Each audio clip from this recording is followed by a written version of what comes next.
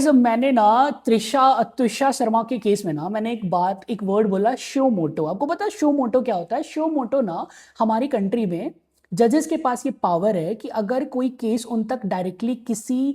FIR के या फिर किसी डायरेक्टली उन तक नहीं पहुंच पा रहा है, और अगर उनको केस लग रहा है कि वो केस ह्यूमन राइट्स अब्यूज का है, या फिर वो केस एनवायरमेंट को बहुत ज़्यादा नुकसान पहुंचा रही है, या फिर वो कंट्री में काफ़ी ज़्यादा हाईलाइट हो रही है और उसके ऊपर लोग बहुत ज़्यादा बातें कर रहे हैं, बट वो केस सुप्रीम कोर्ट तक नहीं आ रहा है, अगर या फिर उन्हें ऐसा लगता है कि इन्वेस्टिगेशन का मिसयूज हो रहा है, सही से नहीं हो रहा है, या फिर कोई बहुत बड़ा पर्सन है जो इन्वेस्टिगेशन को इन्फ्लुएंस करने की कोशिश कर रहा है, तो हमारी कंट्री की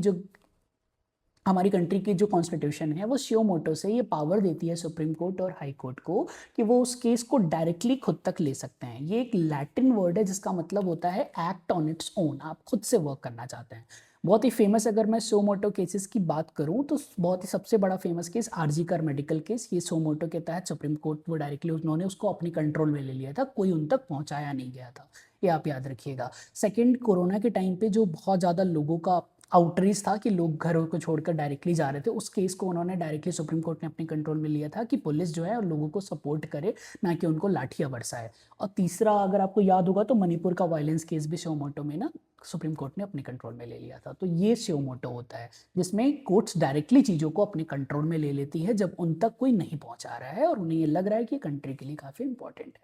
थैंक यू गाइज।